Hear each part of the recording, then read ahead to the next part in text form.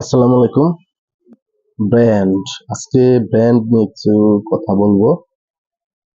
দেখেন, একটা প্রোডাক্ট দেখাচ্ছে, এই হচ্ছে এটাকে বলে কেডি বা এনক্লোজার বলে, এসএসডি বা হারপিক্স এনক্লোজার বা কেডি বলে। এটা দেখছেন, কোনো নাম নেই, শুধু এটা সে কেউ দেখলে বুঝবে এটা কেডি। মানে আমাদের আইটিতে যারা জানে তারা বুঝবে। আর একটা হচ্ছে, এই দেখেন, এটা হচ্ছে রেন, এটা কি, কিংসম্যান ব্র্যান্ড, এআইটিসি কিংসম্যান বলে এটা ব্র্যান্ড। এটা হচ্ছে ওরিওর ব্র্যান্ড, ওয়ারিয়র। এটা হচ্ছে বিয়ার, বিলিয়ন রিজার্ভের।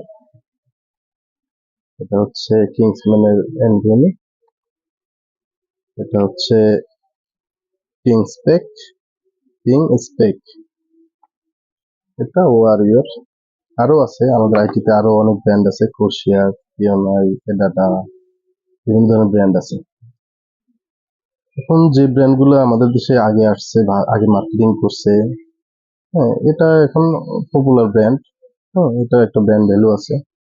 আর যেগুলো পরে আসছে, যেগুলো মানুষ বা আইটিতে মানুষ কম চিনে বা চিনা শুরু করছে, এটা হচ্ছে গিয়ে নতুন ব্র্যান্ড আমরা বলি আর কি। নতুন ব্র্যান্ড, পুরনো ব্র্যান্ড। তবে ব্র্যান্ড অনুযায়ী আপনার কোম্পানির ফিচার, প্রতীক, এইগুলোর কারণে আপনার ওদের একটা কমিটমেন্ট থাকে, সেই অনুযায়ী ওরা প্রোডাক্টটা দিয়ে থাকে।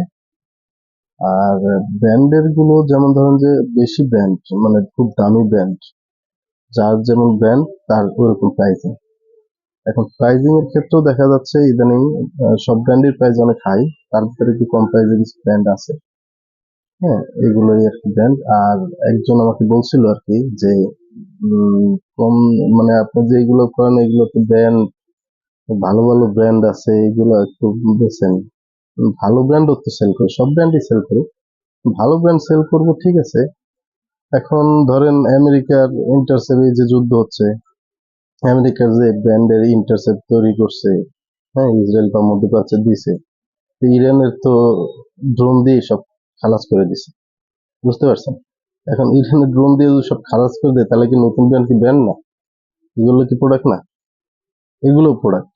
এগুলো আপনাদের বা কাস্টমারের চাহিদা অনুযায়ী, যতটুকু আপনার কাস্টমার বলে যে না আমার ভাই এত বাজেট নেই, আমার বাজেট কম, তাহলে বাজেট ফ্রেন্ডলি করার জন্য এই ব্র্যান্ডগুলো ধরেন বাংলাদেশে আসছে।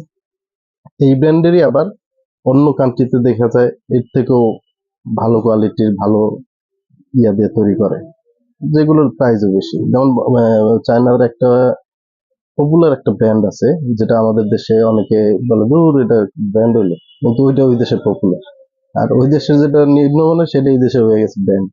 বাংলাদেশে অনেক ব্র্যান্ড আছে যেগুলো ইন্টারন্যাশনালি কোনো ব্র্যান্ডই নেই, কিন্তু বাংলাদেশে ওইটা ব্র্যান্ড।